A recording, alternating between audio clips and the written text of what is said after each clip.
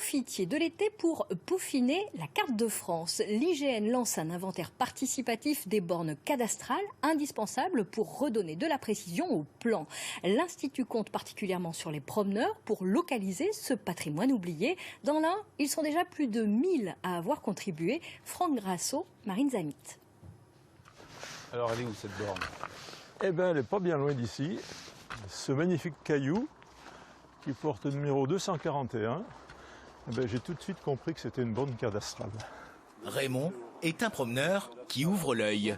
Il a débusqué une borne du 19e siècle qui intéresse vivement l'IGN, l'Institut géographique. C'est exactement ce type de borne qui nous intéresse effectivement.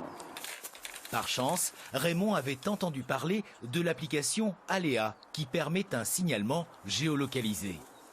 J'ai découvert la borne, je suis monté sur la borne, je me suis mis à la verticale de la borne, j'ai lancé l'application, j'ai fait la photo et c'était dans la boîte.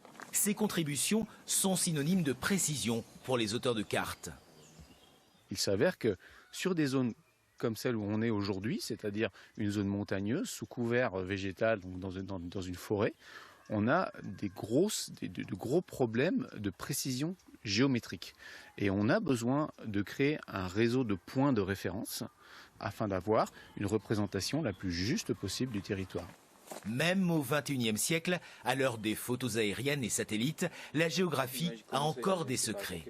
Ce géomètre intervient après le signalement d'un particulier qui a découvert une borne entre deux communes. Donc je me mets au centre. Donc là, on a les coordonnées géographiques et l'altitude. Et là, on va vraiment figer les choses pour l'avenir. Il était temps, car jusqu'à présent, les plans établis dans ces villages voisins n'affichaient pas les mêmes limites.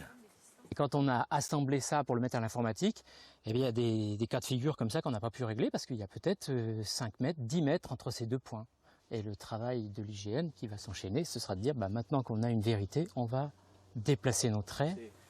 Et c'est ainsi que l'on redessine la carte de France, une aventure à laquelle chacun peut participer.